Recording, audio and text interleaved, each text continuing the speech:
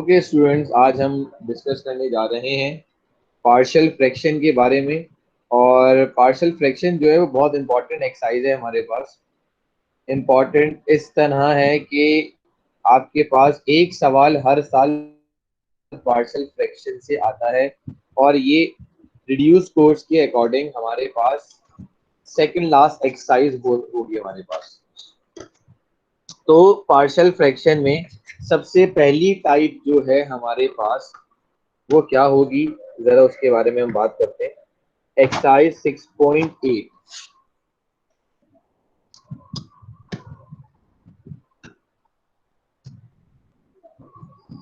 तो एक्सरसाइज 6.7 और 8 जो है आपके पास बेसिकली ये लिखा हुआ है कि किस तरीके से आपने पार्शियल फ्रैक्शन अप्लाई करना होता है, और 6.9 में उसकी एप्लीकेशन है। तो बेटा हमारे पास जो पार्शियल फ्रैक्शन है, पार्शियल फ्रैक्शन में क्या करना होता है क्या नहीं करना होता, आपको अगर स्टेप्स याद हैं तो आप सारा काम बहुत सुकून से कर सकते हैं। पार्शियल फ्रैक्शन, सबसे पहला काम, पार्शियल फ्रैक्शन किस तरीके से दिखता है, क्या होता है क्या नहीं होता, उसके बारे में पहले मैं आपको बताता हूँ। अगर कहीं आपके पास 3x अपॉन b लिखा हुआ है, 4 अपॉन cx प्लस d लिखा हुआ है, और कहीं यूं लिखा हुआ आ जाए भाई 2 अपॉन ई एक्स प्लस एफ, ये एक मॉडल क्वेश्चन है। आपको इस तरह के क्वेश्चन सॉल्व करना नहीं आते। इस तरह के क्वेश्चंस को सॉल्व करने के लिए हम किस चीज का सहारा लेते हैं? हम सहारा लेते हैं पार्शियल फ्रैक्शन का।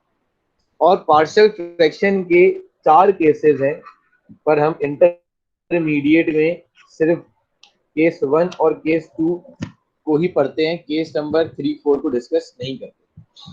तो हम पहले केस 1 पे बात करेंगे। केस 1 में हमारे पास क्या होगा? केस 1 में होगा लीनियर एंड डिस्टिंक्ट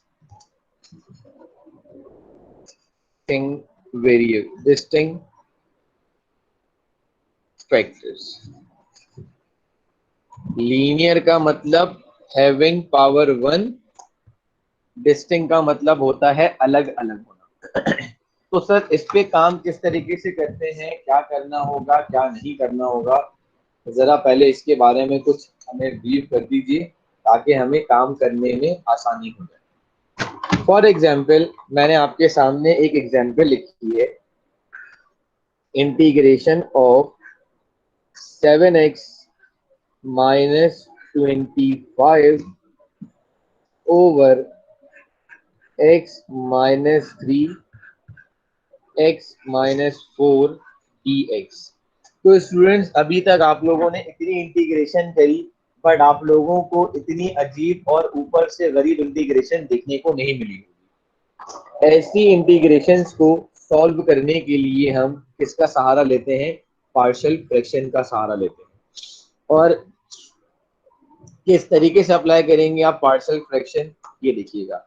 सबसे पहले तो आपने ये क्वेश्चन देखा और कहा कि सर ये नॉर्मल इंटीग्रेशन तो नहीं है, ये पार्शियल फ्रैक्शन से होगी। तो आप क्या बोलेंगे? सबसे पहले यहाँ लिखेंगे रिजॉल्व इनटू पार्शियल फ्रैक्शन। तो पार्शियल फ्रैक्शन में इंटीग्रल और उसके रेस्पेक्ट को छोड़कर जो भी आपके पास फंक्शन है उसे आपने यहाँ लिख देना है इस तरीके से। अब जितने नीचे आपके पास एक्स्ट्रा फैक्टर्स होंगे उतने ही यहाँ पर वेरिएबल आएंगे। आपने कहा सर डिनोमिनेटर में मेरे पास यहाँ पर कितने फैक्टर्स हैं? मैंने कहा डिनोमिनेटर में मेरे पास यहाँ पर 2 फैक्टर हैं। तो अब अगर मेरे पास यहाँ पर 2 फैक्टर हैं, अगर मेरे पास यहाँ पर 2 फैक्टर हैं, तो मैं क्या करूंगा यहाँ पर बच्चों, इन दोनों फैक्टर्स में, इन दोनों फैक्टर्स को किस तरह रिजॉल्व करूंगा, इस तरीके से। पहले मैं ए लिखूंगा, फिर बीच में प्लस और बी लिखूंगा। लेट सपोज नीचे मेरे पास 4 या 5 फैक्टर बनकर आ गए लीनियर में, तो जितने नीचे फैक्टर होंगे मैं उतने ही वेरिएबल्स को यहाँ पर सपोज करूंगा। ए के नीचे x-3, बी के नीचे x-4। मुझे बताइए यहां तक सभी को समझ में आ गया? किसी को भी प्रॉब्लम तो नहीं हुआ?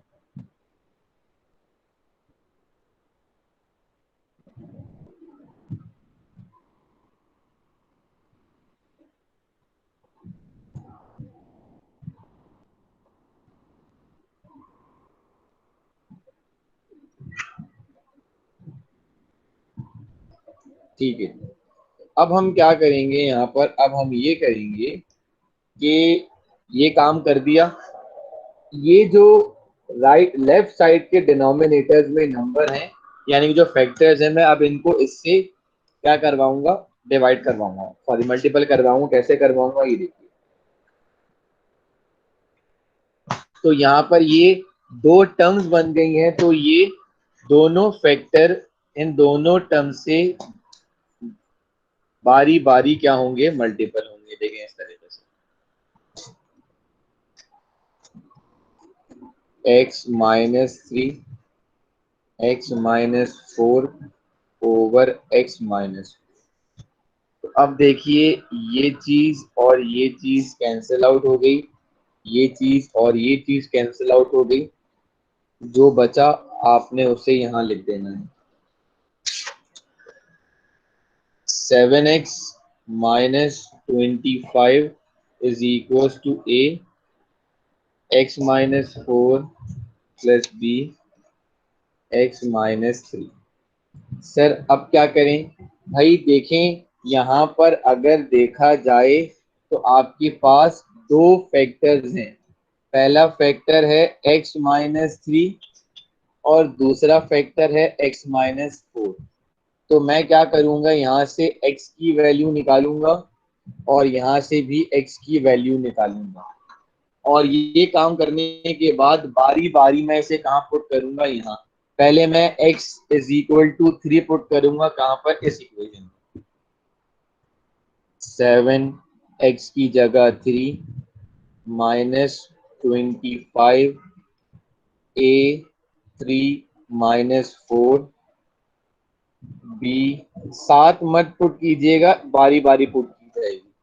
3 7 21 25 और -1, ये तो हो गया पूरा 0।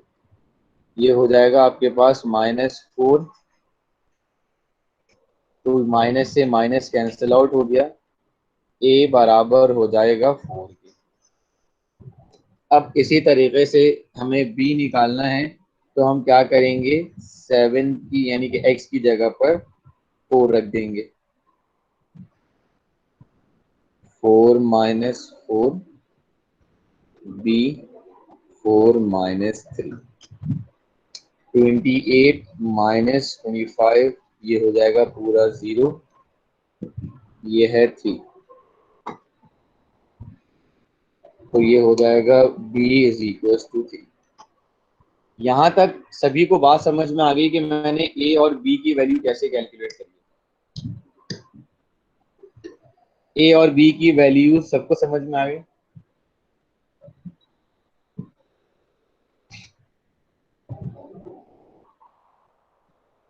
अब a और b की वैल्यू निकालने के बाद अब हम क्या करेंगे, इन्हें पुट करेंगे इक्वेशन नंबर 2।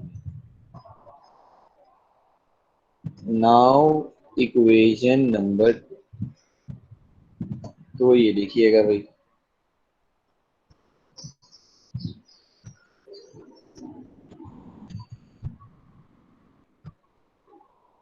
यहाँ लिखा आपने 7x -25 over 3x into 4 x-4 sorry 4 upon x-3 x minus 4। Now equation 1। अब आपने क्या करना है, ये लिखा 4 dx upon x-3 integral 3 dx upon 4 - x-4। तो यहाँ पे आप क्या करेंगे, कांस्टेंट जो है वो कहाँ आ जाएगा, बाहर आ जाएगा।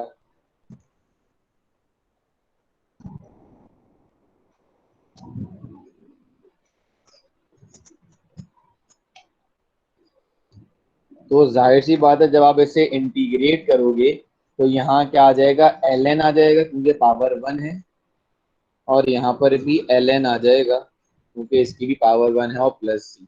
यहाँ कितना आ जाएगा, x-3 और x-4। ये आपका फाइनल आंसर है। अब आप इसे देखें सुकून से।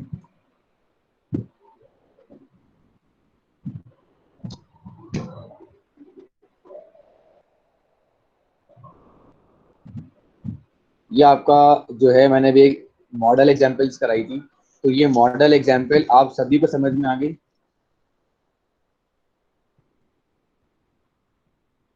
जी जी, दोनों को सॉल्व कर दिए हाथ के हाथ। सारे स्टेप्स आप लोगों को समझ में आ गए हैं, किस तरीके से करे हैं, क्या चीजें हुई हैं इसके अंदर।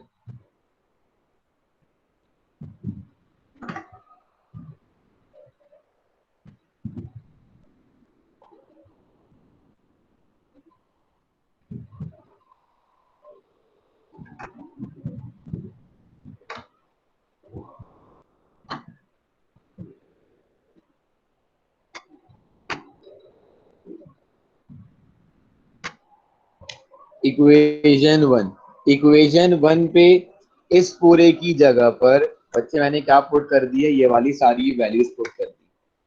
सही है। तो फिर जाहिर सी बात है, ये अलग अलग टर्म्स को इंटीग्रेट करना मेरे लिए आसान है, क्योंकि यहाँ पर x की जो पावर है 1 है, होल पावर है इस इक्वेशन, इस फैक्टर की 1 और इसकी भी फैक्टर की 1 है। तो जब ये ऊपर जाएगा तो कितना हो जाएगा, -1 हो जाएगा। तो मैंने यहाँ पर डायरेक्ट क्या लगा दिया, ln लगा दी, क्योंकि मैंने आपको बताया था कि अगर किसी फंक्शन की पावर डिनोमिनेटर में 1 है तो उसका इंटीग्रल कितना हो जाता है, ln x प्लस c हो जाता है।